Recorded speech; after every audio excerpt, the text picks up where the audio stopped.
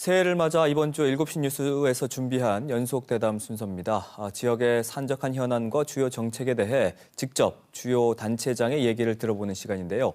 오늘은 김경학 제주도의회 의장 만나보겠습니다. 안녕하십니까? 안녕하십니까? 네. 자, 새해가 밝았는데 도민들께 새해 인사 좀 전해주시죠. 예, 도민 여러분, 2023년 희망찬 새해가 밝았습니다. 도민 여러분 모두의 가정에 건강과 행복이 가득하기를 소망합니다. 지난해부터 복합 위기가 제주 경제를 옥죄고 있습니다. 그러나 이 위기를 극복하고 도민 모두가 행복할 수 있도록 최대한 노력하겠습니다.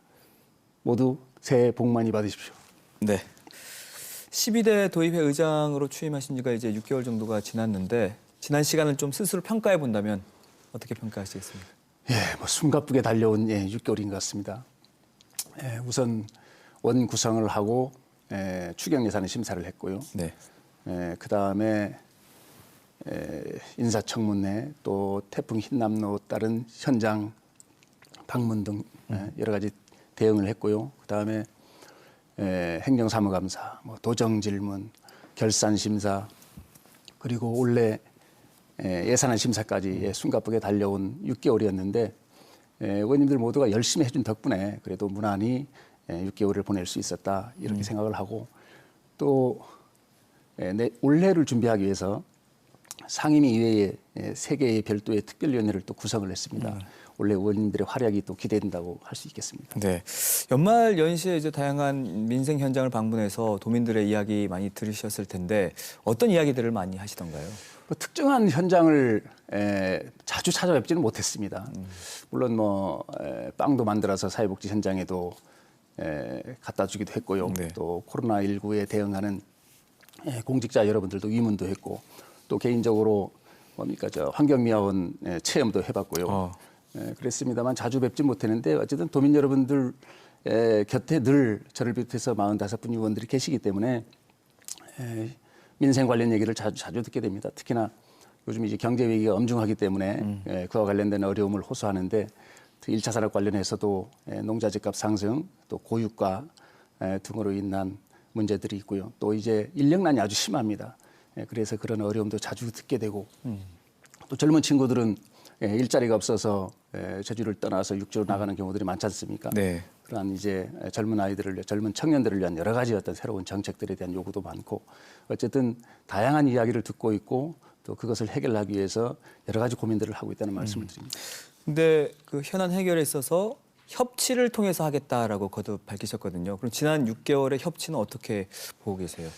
우선 의회가 이제 도정에 대한 견제 감시 비판은 고유한 기능이지만 또 도정이 하고자 하는 것들을 도민을 위해서 하고자 하는 것들은 또 적극 뒷받침해야 되거든요. 그래서 2번의 상설 정책 협의를 했었고 또 이제 국비 확보 관련해서 공동 국비 확보단도 구성을 해서 또 소기에 성과도 이루어냈습니다. 네. 또 교육청과 관련해서는 교육감께서도 적극적인 의지를 표한 것이 지금 그 특수학교가 영재학교가 이제 동부 지역에 있는데 성산, 구자, 표선 지역은 워낙 멀기 때문에 동부 지역에 영재학교 분원에 대한 설치도 합의를 했고요. 네.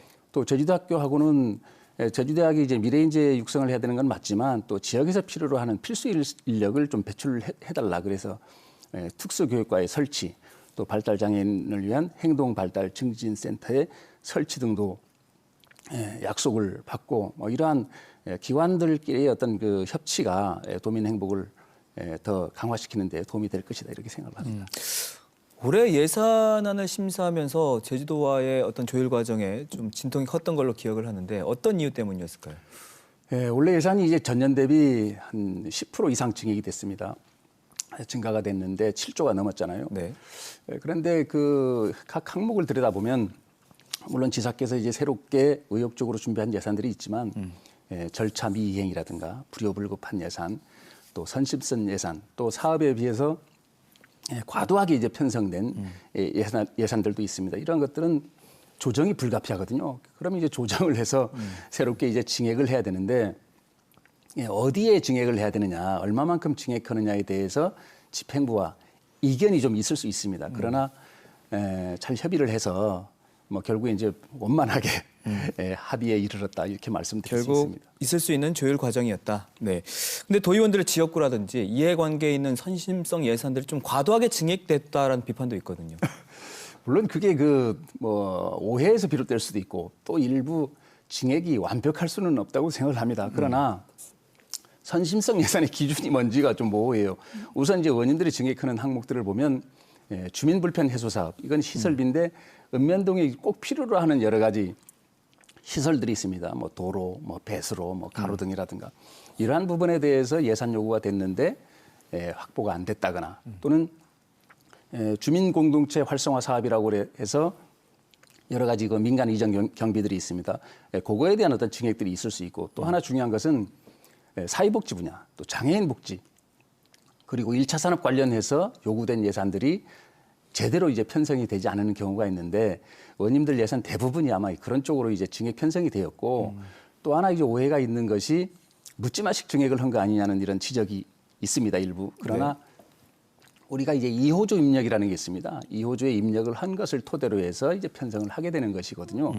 그러나 이제 작년 그리고 올해 의회에서 증액할 때 2호조 미입력 예산에 대해서는 그리고 이제 절차 미이행 예산이라든가 또 공기관에 대한 위탁사업비, 민간 위탁사업비, 특히나 선심성이라고 할 수 있는 민간인 국외비 이런 것들은 의회 스스로가 자정 노력을 통해서 증액을 하지 않았다 이런 말씀을 드립니다. 네. 보조금 심의제도 시행 이후에 문제를 강하게 지적을 하셨어요. 또 주민참여예산제도 역시 취지와는 좀 다른 방향으로 흐르고 있다라고 언급하셨는데 어떤 문제가 있는 걸까요? 물론 이제 보조금 심의 제도가 필요합니다. 이게 뭐 묻지마식 예산 편성 또 증액이 있어서는 안 되겠죠. 또 그리고 그보다 중요한 것은 효율적인 집행, 적재적소에 대한 집행이 있어야 되는데 그것을 심의하는 여러 가지 절차는 반드시 필요한데 네. 문제는 이제 기준이 좀 들쭉날쭉한다 이겁니다. 그 전에는 보조금 심의에서 아무 문제가 없었던 예산들이 지금에 와서는 이제 문제가 돼서 이제 잘려나가고 예를 들면은 장애인 관련해서 복지관에 편성되어 왔던 예산들이 흔히 얘기해서 프로포절 어디 사회복지 공동모금회라든가 이런 데를 통해서 사업을 하라고 해서 이제 반영이 안 된다거나 또 직업재활 시설 같은 경우에 물류비 지원 같은 경우에 그건 이제 작년에 해당되는 경우입니다만 한 10여 년간 지원이 됐던 것인데 그게 이제 또 편성이 안 되고 말이죠. 이런 등등이 있을 수 있고 또 1차 산업 관련해서 농가들이 어려움을 해소하기 위해서 편성하는 이런 것들이 있는데 그런 것들이 또 이제 반영이 안 되는 경우들도 있고 물론 이제 보조금 심의위원 여러분들이 나름대로 잘 본다고는 하지만 여전히 좀 제가 볼 때는 개선해야 될 점이 많다. 또 그리고 보조금 심의위원 1인당 감당해야 되는 안건이 너무 많습니다. 어쨌든 종합적으로 좀 개선이 좀 필요하다. 또 주민자치 예산 같은 경우만 하더라도 당초에는 선택과 집중을 통해서 주민들이 해당 지역에 꼭 필요한 것들을 하도록 되어 있는데 지금은 뭐 나눠먹기식이 돼버렸거든요. 그래서 좀 개선이 필요하다는 겁니다. 어쨌든 객관적인 심사 기준이 좀 필요할 것 같고요. 강원도에서 전라북도까지 지금 특별자치도 설치를 추진하고 있는데 이렇게 되면 제주만의 어떤 독점적 지위가 사라지는 것 아니냐 이런 우려를 하고 계시는 분들이 계세요. 뭐 지방 분권은 뭐 거스를 수 없는 대세가 아닌가 이렇게 생각을 합니다. 뭐 당초에 특별자치도가 출범할 때도 제주를 테스트베드로 하겠다고 했었거든요. 네네. 그래서 제주가 지금까지 해왔던 여러 가지 어떤 경험들, 역량들이 다른 지방에도 하나 이제 분권 모델이 될 수 있다 이렇게 생각을 합니다. 그러나 그러면 제주는 어떻게 할 거냐?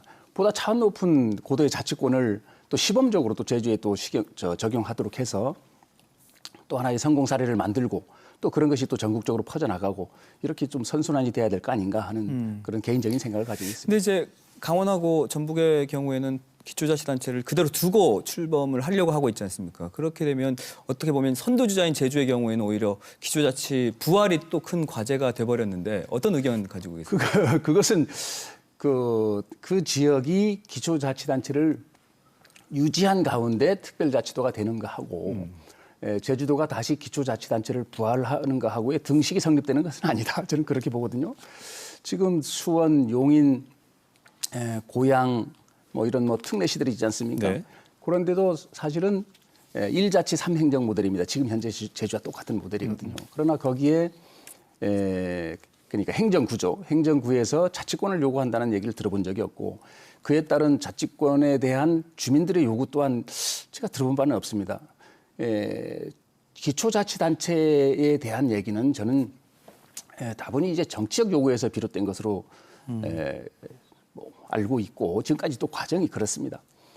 만약에 필요하다 그러면 현 체제가 갖고 있는 문제는 무엇인지 도민들은 어떤 불만을 가지고 있는지 그에 대한 면밀한 분석이 우선 필요하다는 것이고 또 하나는 기초자치단체 부활 이전에 우리가 조례로서 할 수 있는 것들이 있거든요. 네. 특별법이라든가 중앙정부하고의 어떤 협의를 거치지 않고 조례로 할 수 있는 것들이 뭐냐면 지금 수년간 문제로 지적되어 온 과대동, 과소동에 대한 해결 문제입니다. 그리고 행정실을 나눈다 그러면 지금 일부에서는 이제 나눈다 그러면 지사께서는 5, 6개의 기초자치단체를 말씀하시지만 현실적으로는 제주시를 2개 나누고 서귀포하고 이제 3 행정체제, 뭡니까? 3개의 시로 나누는 것들이 유력하게 이야기되는 걸로 알고 있는데 물론 이제 뭐 일부에서 얘기입니다만은 그렇다라고 한다면 구역은 어떻게 나눌 건지 시청사는 어떻게 할 건지 또 공무원 숫자는 아무리 못해도 30% 이상은 증가합니다. 또 그다음에 그에 따른 재정 운용은 어떻게 할 건지 사실은 이것들은 우리가 지금 조례로 할 수 있는 겁니다. 우리 내부의 논의를 통해서 결정할 수 있는 건데도 불구하고 그거에 대한 논의는 없거든요. 그런데 그거는 자체하고 오히려 어쩌면 제가 말씀드린 이 부분이야말로 도민 갈등의 핵입니다, 사실은. 요거는 뒤로 밀어놓고 중앙정부를 상대로 해야 되는 국회를 상대로 해야 되는 기초자치단체 부활을 논하는 것은 조금 뭔가 좀 안 맞는 거 아닌가. 또 하나는 이건 중요한 얘기인데 어쨌든 행정체제 개편위원회가 구성이 됐고 그에 따른 용역을 하게 되지 않습니까? 그러면 백지 상태에서 현 체제에 대한 진단 또 그다음 대안에 대한 어떤 중립적이고 객관적인 입장에서의 대안 모색 그다음 이제 도민 공론화 그다음 도민 합의 이게 절대적으로 필요하다. 그런 과정이 있어야 한다. 그렇습니다. 그런데 지금 벌써 이제 기초자치단체만을 이야기하는 것은 조금 약간은 좀 이야기 좀 어렵다. 네, 알겠습니다. 지금 시간이 얼마 남지 않아서 이제 좀 빠르게 진행을 해보도록 하겠습니다. 지금 국토교통부가 제주 제2공항 관련해서 전략 환경 영향평가 보완 가능성 검토 용역 결과 이걸 공개하지 않고 있거든요. 어떻게 보십니까? 공개해야죠. 당연히 공개해야 됩니다. 도민들이 알아야 되거든요. 알고 나서 판단도 할 수 있어야 되는 것이고 또 그 용역 결과에 대한 검증이 또 필요하다고 봅니다. 그러나 사실은 뭐 지사께서도 여러 차례 요청을 하는 걸로 알고 있는데 국토부가 사실은 아직까지 그거에 대한 뭐 명확한 답을 안 주는 것 같아요. 저도 답답하긴 한데 어떤 도민의 알 권리 차원에서 이것은 반드시 공개돼야 된다. 빨리 공개를 해야 한다. 그런 말씀입니다. 그럼 혹시 이 공항 갈등과 관련해서 해소 방안 좀 생각하고 계신 거 있으세요? 참 해소 방안이 있으면 저에게 말씀 주시면 제가 적극 이행을 하겠는데 뭐 사실 뭐 저도 답답한 노릇이고 지사도 마찬가지일 겁니다. 이게 워낙 찬반이 극명하게 갈려져 있고 그래서 이거를 뭐 할 거냐 말 거냐를 전제로 해서 그다음 어떤 갈등 수습 방안을 논하는 것 자체가 사실은 또 다른 갈등의 요인이 될 수 있고 어쨌든 지사께서 실천적 실용주의로 접근을 하겠다고 했기 때문에 어쨌든 집행부 도정과 의정이 머리를 맞대서 어떠한 결론이 나더라도 갈등 해소하는데 최선을 다해야 된다 이런 말씀을 드립니다. 그리고 지금 제주적 1차 산업이 어렵다라는 얘기가 많이 나오고 있는데 뭐 유류비라든지 비료값 다 오르고 있는데 소득은 그대로고 또 시장 개방에 대한 압력은 커지고 있습니다. 어떻게 지원하실 계획입니까?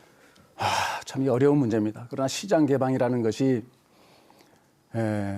참 이게 막을래야 막을 수 없는 어떤 흐름이 돼버렸기 때문에 또 이미 상당 부분 개방이 되어버려서 시장 개방에 대한 얘기를 하는 것은 적절치 않은 것 같고 어쨌든 간에 보다 경쟁력 있는 어떤 스마트 농업의 확대라든가 이런 것들이 필요하고 제일 중요한 것은 저는 기후위기하고 또 하나는 인력난입니다. 그래서 제가 최근에 베트남을 다녀오기도 했습니다만 계절 근로자를 도입해서 농업 현장에 인력난을 좀 해소시켜주는 방안을 적극적으로 추진을 해야 되는데 지금 현재는 방향성에 대해서는 동의를 하고 있는데 제주도가 준비가 안 돼 있다. 개별 농가들 집에 이분들을 숙식시켜가면서 하는 것은 저는 이건 어불성설입니다. 제대로 된 어떤 기숙사, 어떤 뭡니까 여러 가지 숙식 조건들을 만들어 놓고 그 다음에 이분들을 고용을 해서 농가에게도 도움을 주고 그분들의 어떤 국가 이익에도 좀 기여하는 이런 방안을 우리가 찾아야 되겠다 이런 말씀을 드립니다. 네, 알겠습니다. 마지막 질문 드리겠습니다. 그렇다면 새해 제주 도입의 최우선 과제는 뭘까요? 그건 당연히 민생 회복, 경제 회복, 미래 준비라고 할 수 있겠습니다. 네, 거기에 또 많은 노력도 기울여 주셔야겠네요. 네, 45분의 의원님들과 더불어서 지혜와 힘을 모아 나가겠습니다. 네, 알겠습니다. 오늘 말씀 여기까지 듣겠습니다. 올해도 의정 잘 이끌어가 주시기 바라겠습니다. 고맙습니다. 네, 고맙습니다. 네.